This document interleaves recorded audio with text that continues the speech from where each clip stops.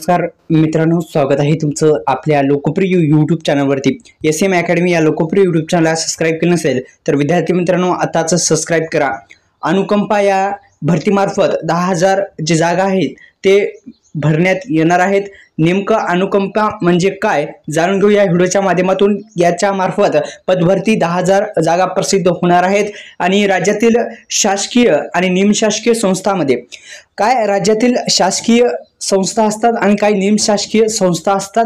कार्यरत असलेल्या कर्मचाऱ्याच्या सेवेत असताना निधन झाल्यास त्यांच्या कुटुंबातील पात्र वारसांना त्या विभागात नोकरी देण्याची तरतूद अनुकंपा धोरणात आहे।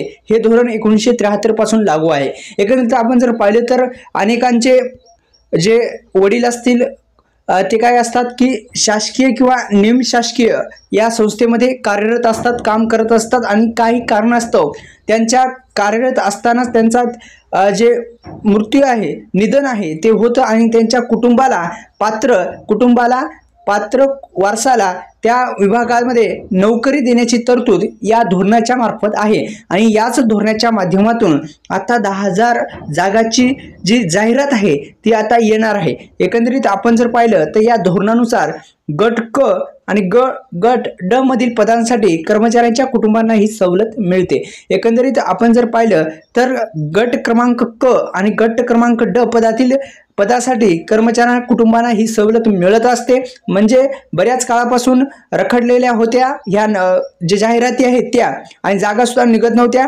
नगरपालिका असेल, नगर परिषद असेल, या जिल्ह्यामध्ये कोणत्या नांदेड जिल्ह्यामध्ये काही जागा आहेत, पुणे, नागपूर हे जे जिल्हे आहेत या जिल्ह्यामध्ये उमेदवार प्रतीक्षेत असून गडचिरोली सुद्धा आहे, नागपूर आहे, अशा पद्धतीच्या जिल्ह्यामध्ये या एकंदरीत 10,000 जागा ज्या आहेत ते आता देण्यात येणार आहेत।